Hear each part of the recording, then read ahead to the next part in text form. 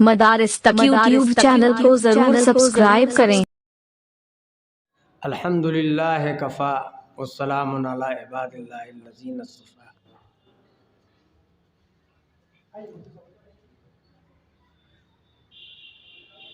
सदर मोहतरम मुअज़्ज़ज़ उलमाए किराम, दानिशवरान इज़ाम, दीनी भाइयों, अज़ीज़ तलबा,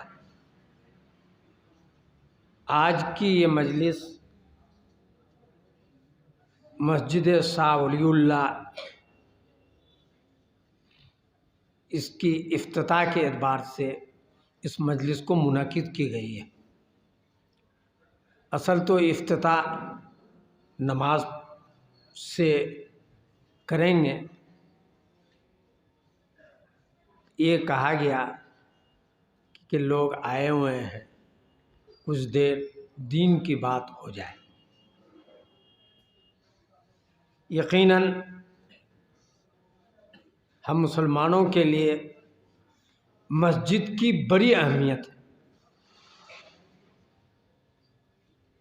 अल्लाह के हबीब जनाब मुहम्मदुर रसूलुल्लाह सल्लल्लाहु अलैहि वसल्लम जब हिजरत करके मदीना मुनव्वरा तशरीफ़ लाए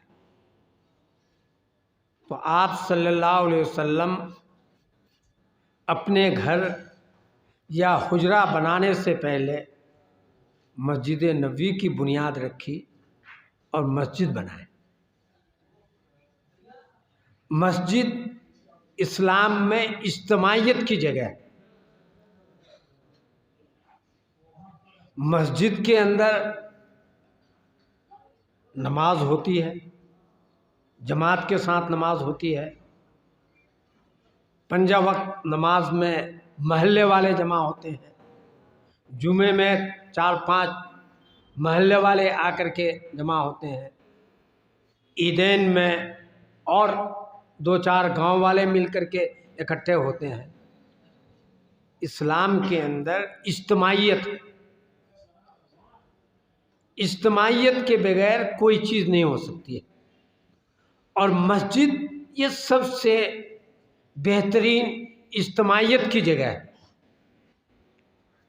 दौरे नबी में भी और हज़रत सिद्दीक़ अकबर, हज़रत उमर फ़ारूक रज़ी अल्लाह तआला अन्हुमा और दूसरे खुलफ़ा के ज़माने में मस्जिद सिर्फ नमाज की जगह नहीं थी। मस्जिद इबादत मस्जिद में होती थी, खानका मस्जिद में लगता था, ज़िक्र मस्जिद में करते थे, अदालत मस्जिद में होती थी, लश्करों को मस्जिद ही के ज़रिए दूसरे सरहदों में भेजा जाता था। मस्जिद तो एक ऐसी चीज़ है जहां मुसलमानों का समझिए पार्लियामेंट, जो हर अहकाम को नाफिज करने के लिए, हुदूद को नाफिज करने के लिए, दीन की बात बताने के लिए, दीन सिखाने के लिए ये मस्जिदें थीं।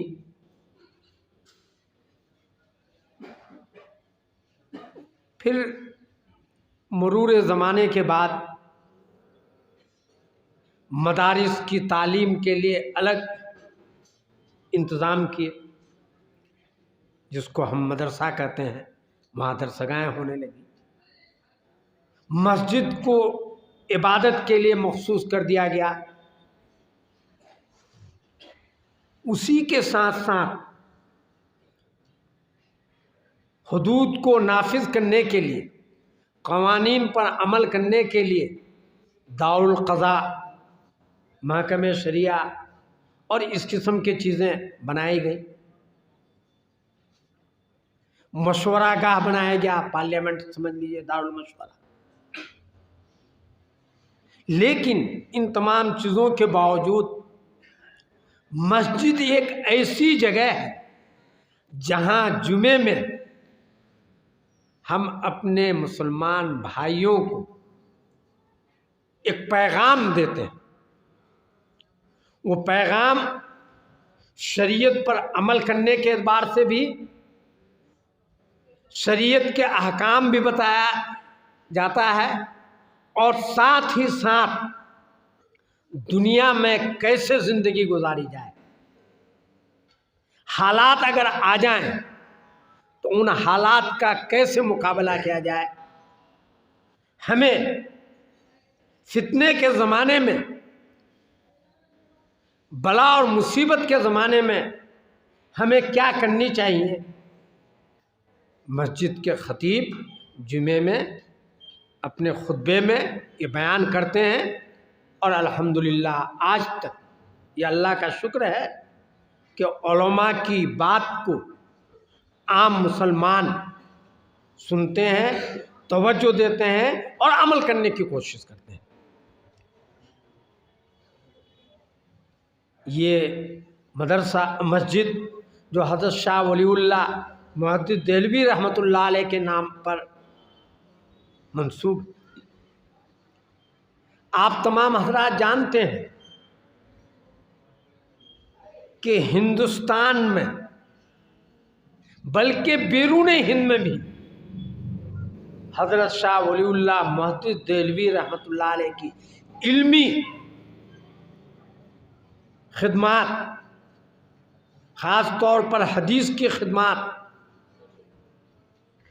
उसूल हदीस, तफसीर, उसूल तफसीर की खिदमात जो आपके ख़ानदान में बर्र सग़ीर में ख़ास तौर पर जो पहुँचाया, ये मोहताज तारुफ नहीं।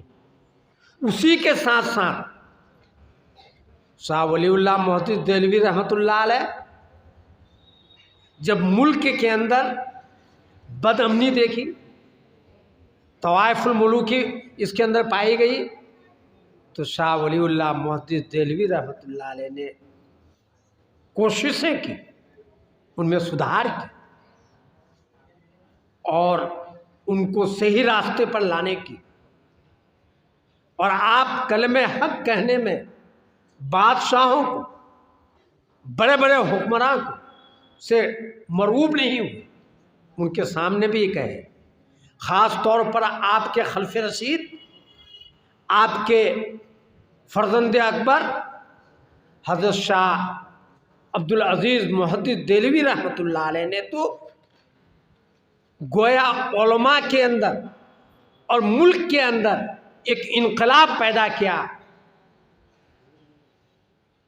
ईस्ट इंडिया कंपनी के उस ऐलान पर जो 1803 में ईस्ट इंडिया कंपनी ने शाह आलम सानी से मुआहदा किया था, और उसके बाद ये ऐलान किया खिलकत खुदा की, मुल्क बादशाह सलामत का, हुक्म कंपनी बहादुर का। बस यही 3 बात उनके सर्कुलर में, यही 3 बात थी। यकीनन जितने भी मखलूक़ात हैं, इंसान हो या और चीज़, या अल्लाह के, वो तो ईस्ट इंडिया कंपनी वाले ईसाई थे, वो अल्लाह को मानते थे। हुकूमत बादशाह के पास, क्या आप बादशाह हैं, बादशाह बन के रहिए, हमें कोई एतराज़ नहीं, लेकिन कानून हमारा चलेगा, कानून हमारा चलेगा। जब ये ऐलान हुआ तो शाह अब्दुल अजीज़ मुहद्दिस देहलवी रहमतुल्लाह अलैह ने ये भाप गए, समझ गए, और आपने ये ऐलान कर दिया कि आज से हमारा मुल्क दारुल हर्ब बन चुका। अब हम पर फर्ज है कि इस मुल्क की आज़ादी के लिए जद्दोजहद करें, हुकूमत करने के लिए नहीं, बल्कि इस मुल्क के अंदर मसाजिद की हिफाजत के लिए, पर्सनल की हिफाजत के लिए, शरीयत की हिफाजत के लिए, तहफ़्फ़ुज़ शरीयत के लिए, कुरान की हिफाजत के लिए, अहादीस और फ़िक़्ह के हिफाजत के लिए हमें जद्दोजहद करनी पड़ेगी और कोशिश करनी पड़ेगी। 1803 से लेकर 1947 तक हमारे पुरखों ने, हमारे बुज़ुर्गों ने, ये उलमाए किराम ने मुख्तलिफ़ मराहिल में अमली जद्दोजहद भी की और कौली जद्दोजहद भी। आप हजरात के इल्म में है कि आपके शागिर्द रशीद सैयद अहमद शहीद बरेलवी रहमतुल्लाह अलैह, आपके ख़ानदान के चश्मो चराग शाह इस्माइल शहीद रहमतुल्लाह अलैह और सैकड़ों नहीं हज़ारों उलमा बालाकोट के मैदान में अपनी हुकूमत भी कायम की थी उस सरहदी इलाके में। और 31 मई 1831 में बालाकोट के मैदान में ये हजरात जाम शहादत नोश फरमाई, हुकूमत करने के लिए नहीं बल्कि इस्लाम और शार इस्लाम की हिफाजत के लिए, मस्जिदों की हिफाजत के लिए। फिर 1857 में उसी खानदान के मानने वाले हज़रत मौलाना कासिम नानौतवी रहमतुल्लाह अलैह, मौलाना रशीद अहमद गंगोई रहमतुल्लाह अलैह, सैयद ताइफा हाजी इमदादुल्लाह महाजिर मक्की रहमतुल्लाह अलैह और सैकड़ों नहीं लाखों उलमाए किराम मैदान में कूद पड़े। शामली के मैदान में हाफिज जामिन शहीद रहमतुल्लाह अलैह की शहादत हुई। हज़रत मौलाना रशीद अहमद गंगोई रहमतुल्लाह अलैह को चोट लगी, गोली लगी। हज़रत हाजी इमदादुल्लाह साहब रहमतुल्लाह अलैह को हिजरत करना पड़ा। मौलाना कासिम नानौतवी रहमतुल्लाह अलैह को 3 दिन तक छुप के रहना पड़ा। और जब मुकम्मल तौर पर इस मुल्क पर अंग्रेज़ का कब्ज़ा हो चुका तो अंग्रेज़ ने एक साजिश की कि इस मुल्क के अंदर अगर इक़्तिदार को बाकी रखना है तो मुसलमानों के दिलों से ईमान की हरारत को निकालना है। उनके पादरी आए और पादरी ने अपने हाकिम को कहा कि हुकूमत तुम छीने हो मुसलमानों से, जिंदा कौम मुसलमान है, वो अपनी ईमान की हिफाजत के लिए तन मन धन सब कुछ कुर्बान कर सकता है, तो उनके ईमान को बिगाड़ो। अब ईमान को बिगाड़ने के लिए, ईमान जो बाकी रहता है तो कहते हैं कि 3 चीज़। सबसे पहले कुरान, कुरान की तालीम ऐसी है, कुरान की एक ऐसी किताब है कि आदमी जितनी उसकी तिलावत करेगा, समझ करके हो या बिला समझे, कुरान की तिलावत की वजह से अल्लाह रब्बुल इज़्ज़त उस तिलावत करने वाला, उस कुरान के पढ़ने वाले के ईमान की हरारत में पारा को आगे बढ़ाएगा, ईमान कमज़ोर नहीं होगा। इसलिए कुरान को ख़त्म करो। दूसरी चीज़, इस कुरान को सिखाने वाले, इस कुरान को पढ़ाने वाले, इस कुरान की तालीम देने वाले ये उलमाए किराम हैं, इनको ख़त्म करो। और तीसरी चीज़ कि ये उलमा कहाँ पैदा होते हैं, ये कुरान की तालीम कहाँ होती है, मकतब और मदरसे में। इसलिए मकतब और मदरसे को ख़त्म करो। W.W. हंटर खुद लिखता है कि 15 लाख से ज़ायद कुरान के नुस्खों को जलाया गया या दरिया बुर्द कर दिया गया, लेकिन इन नन्हे मुन्ने बच्चों के सीने में जो कुरान है उसको कैसे जला सकते हैं? 2 तख्ती के बीच में जो औराक है उसको तो हम डुबो सकते हैं, जला सकते हैं, लेकिन इन छोटे छोटे बच्चों के सीने में जो कुरान महफूज है उसको निकाल नहीं सकते। दिल्ली जैसे शहर के अंदर 500 से ज़ायद मदारिस और मकातिब थे जहाँ मस्जिदों के अंदर कुरान का दर्स दिया जाता था, सिखाया जाता था, उनको बुलडोजर से ख़त्म कर दिया गया। 52,000 से ज़ायद उलमा को शहीद किया गया। गांव के गांव में जितने उलमा थे सबको शहीद कर दिए गए। 3-3 दिन 4-4 दिन तक लाश ऐसी पड़ी हुई रहती थी कि कोई मौलवी आए और इसकी जनाजा की नमाज पढ़ा दे। और बगैर जनाजा की नमाज पढ़ाए उसको दफन किया जाता था। दिल्ली से पेशावर तक और मिदनापुर तक कोई ऐसा दरख्त नहीं था जहां आपकी हमारी लाश लटकी हुई नहीं थी। लेकिन फूकों से ये चिराग बुझाया नहीं जाएगा। इस्लाम की फितरत में ये खूबी है, जब जब उसको दबाने की कोशिश की जाएगी वो उभरेगा। इस्लाम जिंदा होता है हर करबला के बाद। फिर अल्लाह ने हजरतुल इस्लाम हज़रत मौलाना कासिम नानौतवी रहमतुल्लाह अलैह के ज़रिए मदारिस के जाल फैला दिए। सबसे पहले दारुल उलूम देवबंद की बुनियाद, फिर मदारिस उलूम की बुनियाद, शाह मुरादाबाद की बुनियाद। इस तरह से एक चिराग से सैकड़ों चिराग जलते रहे और अल्हम्दुलिल्लाह आज पूरे बर्र सग़ीर में हज़रत हुज्जतुल इस्लाम मौलाना कासिम नानौतवी रहमतुल्लाह अलैह का एहसान और देन है कि आज मदारिस और मकातिब फैले हुए। फिर उनके शागिर्दों ने तहरीक रेस में रुमाल चला। माल्टा के अंदर 3.5 साल से ज़ायद कैद-ओ-बंद की ज़िंदगी गुजारी और इस मुल्क को आज़ाद कराया। हमारा पहला भी मौक़िफ़ था जमीयत उलमा हिंद का कि 2 कौमी नज़रिया नहीं हो, मुल्क का बंटवारा नहीं हो। हज़रत शेखुल इस्लाम रहमतुल्लाह अलैह ने एक फार्मूला पेश किया था कि 45 हमारा, 45 हिंदुओं का और 10 जो है दूसरे अक़लियत का हो हर सूबे के अंदर। अगर उस फार्मूले पर अमल किया जाता तो आज हमारी यह हालत नहीं होती। बहरहाल तकदीर को कोई बदल नहीं सकते।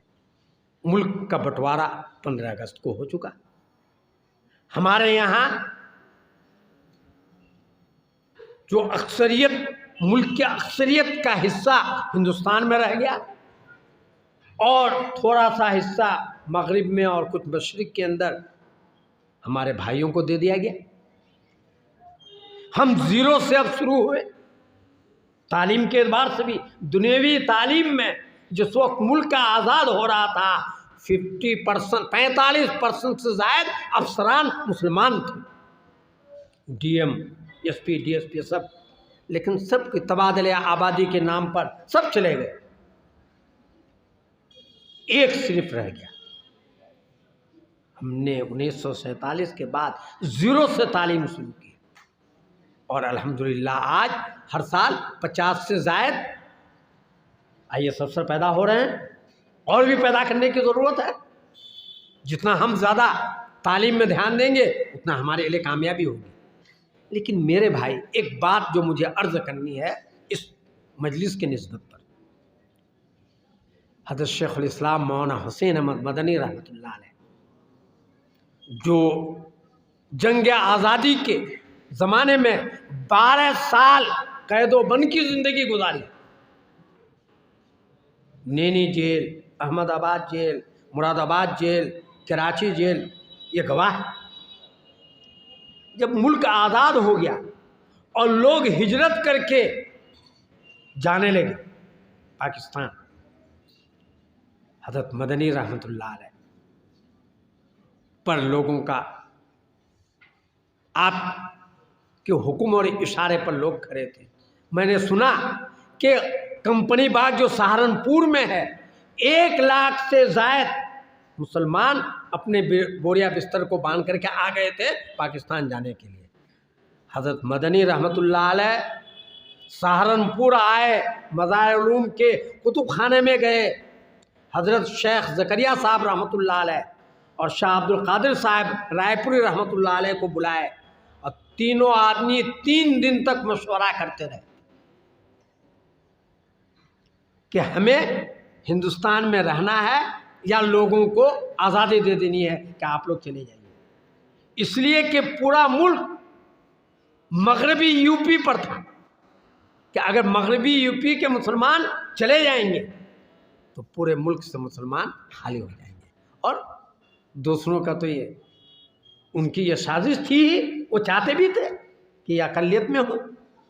और जो लोग सुनहरा ख्वाब दिखा करके गए थे तो उन लोगों ने तो हमारा जनाजा 3 करोड़ मुसलमान का जनाजा कानपुर में पढ़ के चले गए थे। हज़रत मदनी 3 दिन तक मशवरा किए और मशवरे के बाद हज़रत शाह अब्दुल कादिर साहब रायपुरी रहमतुल्लाह अलैह से पूछे कि हज़रत आपकी क्या राय है, जाएं या रहें? हज़रत शाह अब्दुल कादिर साहब रायपुरी रहमतुल्लाह अलैह ने कहने लगे कि हज़रत मेरा वतन तो वही है, अभी आबाई वतन, और मेरे मुरीदान भी ज़्यादातर वही हैं। अगर हम चले जाएं वहाँ तो फ़ायदा ज़्यादा पहुँचेगा, लोग फ़ायदा उठा सकते हैं। हज़रत मदनी ने शेखुल हदीस हज़रत मौलाना ज़करिया साहब रहमतुल्लाह अलैह से मुखातब हुए और फरमाया कि हज़रत आपकी क्या राय है? तो कहने लगे हज़रत शेख रहमतुल्लाह अलैह हज़रत मदनी के सामने ज़्यादा बोलते नहीं थे कि आपकी जो राय वो मेरी राय, बस एक ही जुमला, जो आपकी राय वो मेरी राय। तो अब सुनो मेरे नौजवानों, उलमा ख़ास तौर पर, हज़रत मदनी रहमतुल्लाह अलैह ने फरमाया, आप हज़रात जानते हैं कि जब 1316 में मेरी फरागत हुई, 15 या 16 में फरागत हुई, तो मेरे बाप अपने तमाम बच्चों को लेकर हिजरत करके मदीना मुनव्वरा चले गए थे। हम लोग भी चले गए थे। और आपके इल्म में है कि मदीना मुनव्वरा के अंदर मैं दर्स देता था और सब कुछ मालूम है, सबको मालूम है। और फिर मदीना से मैं अपने उस्ताद मोहतरम हज़रत शेखुल रहमतुल्लाह अलैह की खिदमत के लिए मैं अपने आप को मुजरिम करार दिया और उनके साथ माल्टा के जेल में रहा। मेरा कोई कसूर नहीं था। फिर माल्टा के जेल से मैं हिंदुस्तान आया, हज़रत शेखुल का वसाल हो गया। हज़रत शेखुल रहमतुल्लाह अलैह ने जो अपने उस्ताद हज़रत मौलाना कासिम नानोतवी रहमतुल्लाह अलैह से जो तहरीक शुरू की थी, उन्होंने मेरे हवाला किया। फिर मैं इस हिंदुस्तान का होकर के रह गया और मुल्क की आज़ादी के लिए जद्दोजहद की। आप हज़रात के इल्म में है कि मेरे भाई भतीजे बड़े ओहदे में हैं मदीना मुनव्वरा में, और हमारे पूरे ख़ानदान का हवाई जहाज़ का टिकट भेज दिया है कि अब तो मुल्क आज़ाद हो गया, वापस आ जाओ दियारे हबीब में। लेकिन मैंने ये फ़ैसला कर लिया है कि दारुल देवबंद को, मज़ाहिरुल उलूम सहारनपुर को, शाही मुरादाबाद को, नदवतुल उलमा लखनऊ को, इसी के साथ साथ दिल्ली की जामे मस्जिद और सैकड़ों नहीं हज़ारों जो हमारी मस्जिदें हैं, किसके हवाला करके जाऊंगा। ये जो मज़ारात हैं, जो हमारे बुजुर्ग यहाँ आराम फरमा रहे हैं, चाहे अजमेर की दरगाह हो, या निज़ामुद्दीन औलिया का मज़ार हो, या बख्तियार काकी रहमतुल्लाह अलैह का मज़ार हो, या अलाउद्दीन साबरी कलेरी का मज़ार हो, या हज़ारों जो हमारे बुजुर्गान दीन यहाँ आराम फरमा रहे हैं, उन मज़ारात को किसके हवाला करके जाऊँगा। मैंने ये तय कर लिया है कि रहना यहाँ है, मरना यहाँ है। बस ये ऐलान करना था कि ये खबर आग की तरह पूरे मुल्क में फैल गई और जो लोग बिस्तर बांध करके आए थे सब वापस चले गए। मेरे भाई, हालात का हमें मुकाबला करना है, हालात से घबराना नहीं है। हालात आएगी, हुजूर के बाद भी हालात आई थी, सिद्दीक़ अकबर ने उनका मुकाबला किया, मुजद्दिद अल-फसानी रहमतुल्लाह अलैह ने मुकाबला किया, हज़रत मौलाना कासिम नानोतवी रहमतुल्लाह अलैह ने मुकाबला किया, शेखुल अरब वल अजम शेखुल इस्लाम मौलाना हुसैन अहमद मदनी रहमतुल्लाह अलैह ने मुकाबला किया। आज भी हालात हैं, हमें इन हालात को अपने अकाबिर के नक्शे कदम पर चलकर, उनकी बताई हुई बातों पर चलकर अमल करना है। इंशाअल्लाह अंधेरी रात के बाद दिन की सफ़ेदी आती है, रोशनी आती है। अभी हालात हमारे साथ नहीं है, हमारे मुवाफिक नहीं है, लेकिन हम अगर अपने आप को अपने रब से जोड़ लें तीन काम सुन लीजिए, तीन काम करें इन हालात के ज़माने में। अपना रिश्ता अपने रब से जोड़ लें, बंदगी करके, इबादत करके, और नबी को राज़ी कर लें इताअत करके, उनकी सुन्नतों पर अमल करके, पैरवी करके, और मखलूक खुदा की खिदमत करें, उनको राज़ी करें, तो इंशाअल्लाह ये हालात बदल जाएगा। घबराना नहीं है। मसाजिद बनती है, बनेगी और क़यामत तक रहेगी। एक मर्तबा जो मस्जिद बन गई, मसला यही है, वो क़यामत तक मस्जिद है, चाहे उसके अंदर अस्तबल खाना बना दिया जाए। पंजाब के अंदर कितनी मस्जिदों के अंदर घोड़े बांधे गए, और आज वही हमारे भाई बिरादरान वतन उन मस्जिदों को हमारे हवाला कर रहे हैं कि तुम्हारी मस्जिद है, तुम इबादत करो।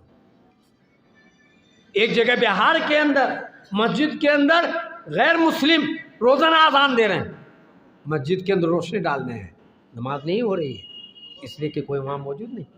मस्जिद कभी ख़त्म नहीं होगी, और हम कभी मस्जिद से दस्तबरदार भी नहीं हो सकते हैं। मस्जिद मस्जिद है, क़यामत तक के लिए मस्जिद है। मस्जिदों को आबाद करने की कोशिश करनी है। सिर्फ मस्जिद को बना देना कमाल की बात नहीं, मस्जिद को आबाद करना कमाल की बात है। मस्जिद की पेट को भरना कमाल की बात है। मस्जिद के अंदर जिक्र, फिक्र, इबादत होना कमाल की बात है। मस्जिद के अंदर कुरान की तिलावत होना ये कमाल की बात है। अल्हम्दुलिल्लाह मौलाना जमील साहब इस मस्जिद को, हज़रत मौलाना अब्दुल रशीद साहब जो मदरसे के मोहतमिम हैं, और उनकी निगरानी में मौलाना जमील साहब ने मस्जिद को बनाई और इस मस्जिद को दिए। अल्लाह ताला मौलाना जमील साहब को भी जज़ाए खैर दे, हज़रत मौलाना अब्दुल रशीद साहब को भी जज़ाए खैर दे, और जितने लोग इनके ताउन किए हैं या जिनके ज़रिए से ये मस्जिद बनाई गई है, अल्लाह ताला उनको उनका जज़ाए खैर अता फरमाए। यकीनन मस्जिद बनानी है, और मस्जिद बनाने के बाद उसको आबाद करने की भी हमें फ़िक्र करनी है। यकीनन कोताहियाँ हो रही हैं, यकीनन इस बनाने में भी कुछ कोताहियाँ होंगी, तो अल्लाह से माफ़ी भी मांगनी है। कैसी चीज़ जो थी कि रातों को उठकर हम अपने गुनाहों को याद करके अल्लाह से माफ़ी मांगे। जो कुछ हमने किया, ऐ अल्लाह तो उसको कबूल फरमा, इसमें अगर कोई कमी बेसी हुई है तो उसको तू नज़रअंदाज फरमा और उसको तू माफ़ फरमा। अल्लाह तबारक ताला हज़रत मौलाना जमील साहब और हज़रत मौलाना अब्दुल रशीद साहब की इस मेहनत को कबूल फरमाए, और ये इलाका मरकज़ और किले की हैसियत हो, और इस मस्जिद से जो काम मस्जिद नबी के ज़रिए सहाबा के ज़माने में हुआ करता था, वो काम यहाँ से यानी जारी हो और इलाके को मुनव्वर फरमाए और लोग इससे मुस्तफ़ीज़ हों। व आखिर दावाना अनिल हम्दुलिल्लाह। मदारिस तक यूट्यूब चैनल को जरूर सब्सक्राइब करें।